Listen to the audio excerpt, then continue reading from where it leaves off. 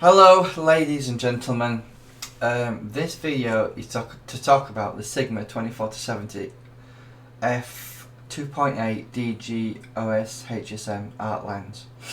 I did a video a while back about this new release. Now it's going to be on par with the 24-105 Sigma lens, which is considered f4, which is considered quite a sharp lens. In fact, recent tests suggests it's sharper than Canon's own 24-105 lens.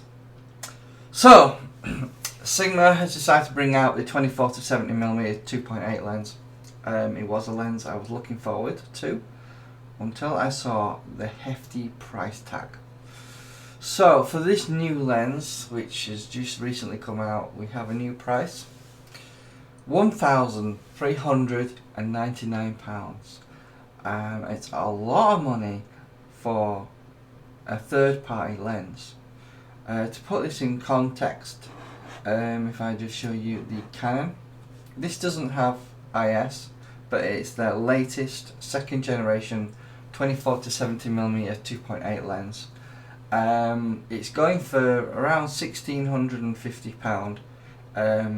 However, you can get this as a grey import from eBay for around £1,200.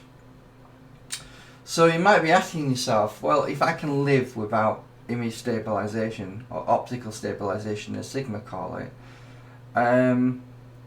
would you prefer to go for the Canon lens? Now, okay, it may be a grey import off eBay, however, £1,200, that's £200 cheaper than the Sigma offering.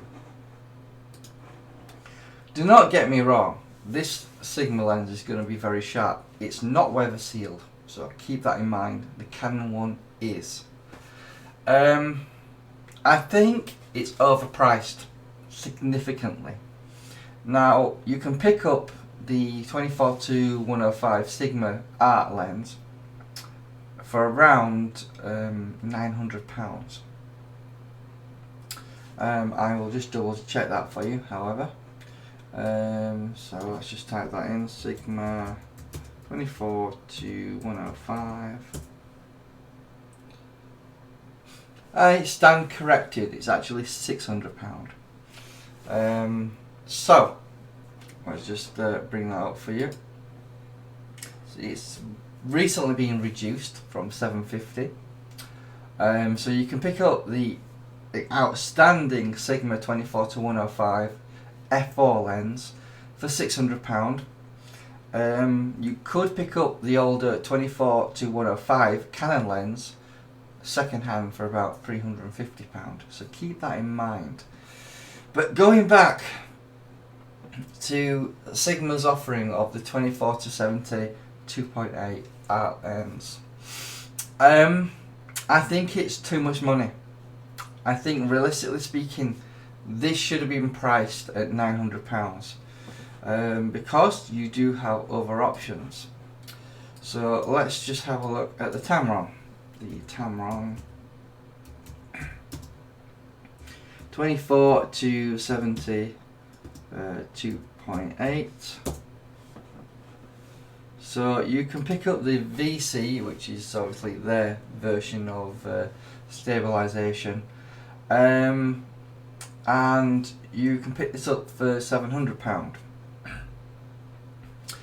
So on the one hand, you can buy the Tamron 24-70 for £700, right? Or you can pick up a grey import of the Canon 24-70 Mark II lens with no image stabilization for probably around £1,200. Or if you wanted the UK version, it would set you back around £1,600. And then you have Sigma's offering of the Sigma 24-70mm. Now, I have a funny feeling that the Sigma Art 24-105 lens, which I showed you, is probably going to be a bit sharper than this 2.8 lens. In terms of overall sharpness, you're likely to find that the in this specific order in terms of sharpness, the Sigma 24-70 is probably going to be a little bit sharper than the Canon. However, the Canon is a Canon lens, basically, high quality, and it's going to be very sharp anyway. Then you can think about possibly the Tamron, which is £700. It's not quite as sharp as the Canon. However, you can see it's a significant amount of savings there. If you went for the Tamron 24-70 VC lens, you'll be saving yourself about £700. That's a lot of money. What could you do with £700? You could buy yourself more lenses. You could buy yourself a cheap second camera, basically. You could buy some props, some lighting equipment.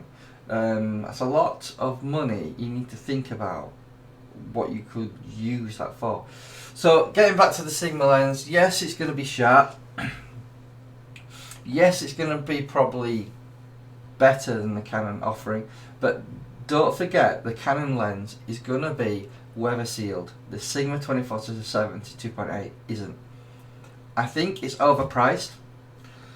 You make your minds up, guys, but personally in this edition of Lens Talk, I feel that this lens is too expensive for what you're getting. That's my personal opinion. If you can afford it, it's certainly probably going to be one of the sharpest lenses out there. Let me know in the comments what you think. Do you think it's too expensive? Would you prefer the Canon for about £200 cheaper? Alright, no image stabilisation, but then again, when you're talking about these sort of focal lengths, you don't really need stabilisation. 24mm for doing landscapes, you don't need image stabilisation. Maybe at the long end you might want it for doing portraits. However, it's your choice. So please subscribe to my new channel, this Paul Brogden photography channel. It does help. Share the video if it was helpful for you, but there are other options if the Sigma lens is too expensive. Thank you for watching and have a nice day.